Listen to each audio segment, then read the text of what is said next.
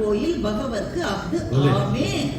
நீ வெளியில பசியோட இருக்கிற ஒருத்தருக்கு ஒண்ணு கொடுத்துட்டேன்னா அது கடவுளுக்கு சேர்த்து என்று திருமூலர் சொல்கிறார். இது எல்லாமே கலந்ததுதான் வாலினுடைய இந்த 2 லைன் வச்சுக்கீங்களேன். பல நூல் படித்து நீ அறியும் கல்வி, பிறர் நலம் நினைத்து நீ வழங்கும் செல்வம். இது 2 எல்லாருமே சொல்லிட்டாங்க. இதை பத்தி 1 hour பேசலாம். அவர் சொன்ன மாதிரி நமக்கு நேரம் இல்லை. எனக்கு என்ன ஆச்சுன்னா அந்த 3வது லைன் அவர் எப்படி எழுதினாருன்னு எனக்கு ஆச்சு. என்ன லைன் அது? உனக்கிருக்கும் இன்பம் இவை அனைத்திலுமே இருப்பதுதான் தெய்வம். பிறர் உயர்வினிலே மகிழ்வது அப்படின்ற அந்த அதுல கொஞ்சம் நிக்கலாமா? ஒரு நிமிஷம் நிக்கலாமா? நம்ம எல்லாருக்கும் நிறைய ஃப்ரெண்ட்ஸ் இருக்காங்க, அப்படிதானே? ஃபேஸ்புக்ல எல்லாம் ஆயிரக்கணக்கில் இருக்கிறவங்க எல்லாம் விட்டுங்க.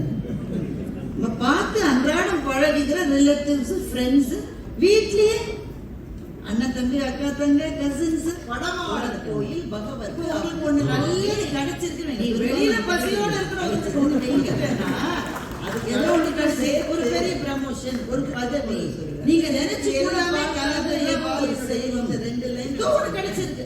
பல நூல் படித்து நீ 10 பேருக்கு சொல்லுங்க, நல்ல நினைப்பு ஃப்ரெண்ட்ஸ் தான் செல்வம். இது 2 எல்லாரும் சொல்லிருக்காங்க. இத பத்தி 10 பேருக்கு சொல்லுங்க, நமக்கு நேரம் இல்லை.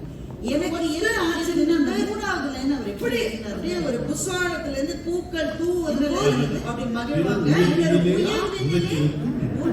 பாக்கி 8 பேருக்கு நீங்க அணிலும் போது சத்தியமா சொல்லுங்க, அவங்க கண்களில் உயர்வினிலே சந்தித்தராது மகிழ்வது அப்படின்ற அந்த அதுல கொஞ்சம் நிக்கலாம்.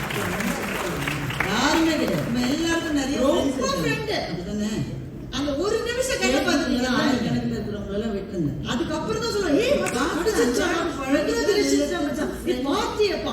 அப்புறம் அதுக்கு முன்னாடி அந்த கடை ஒரு நிமிஷம் வடமாடர் கோயில் பகவத்க்கு அப்து ஆமே.